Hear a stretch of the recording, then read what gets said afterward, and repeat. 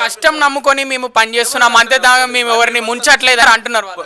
చాలామంది మేధావులు కూడా చెప్పారు, మనం ఎక్కడ జిఎస్టీ కొట్టేటోళ్ళంతా మార్వాడిసే ఉంటారు.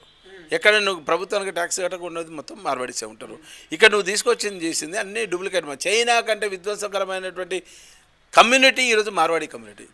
చైనా ఉత్పత్తుల కంటే డేంజరస్ గుజరాత్, రాజస్థాన్కి వెళ్ళి వచ్చింది. ఎక్కడ కల్చర్ అండి? నీ ఫ్లోరల్ కల్చర్ మా బతుకమ్మని నువ్వు అవైలనగా చేసి దాండియా కల్చర్ తీసుకొస్తున్నావు. నువ్వు తీసుకొచ్చేటువంటి హోలీని మేము మోదుగు పూలతోటి హోలీ ఆడుకుని నువ్వు రంగులు తీసుకొచ్చి ఆ రంగులు బలవంతంగా రుతున్నావు. మేము తినేటువంటి అన్నం తినేటువంటి ఇస్తరాకులు, మా మోదుగాకులో, మా రాగాకులో మేము తినేటువంటి ఆకులను కూడా ఇవాళ తీసుకొచ్చి ప్లాస్టిక్ మీద రుద్ది నువ్వు కల్చర్ని పాడు చేస్తుంది. నువ్వు దాండియా హోలీ అనేది మాకు ఎప్పటి నుంచో వందల సంవత్సరాల నుంచి ఉన్న అట్లా అని చెప్తున్నారు. కొన్ని వందల సంవత్సరాల కింద తెలంగాణకు ఒక కల్చర్ ఉన్నది, తెలంగాణ ప్రాంతానికి కల్చర్ ఉన్నది.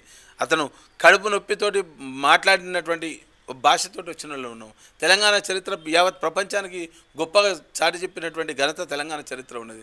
మంచి మంచి నిజాం రాజుల్ని, రజాకార్లను ఎదిరించినటువంటి గడ్డ, భూస్వామ్య వ్యతిరేకంగా పోరాటం చేసినటువంటి తెలంగాణ గడ్డ.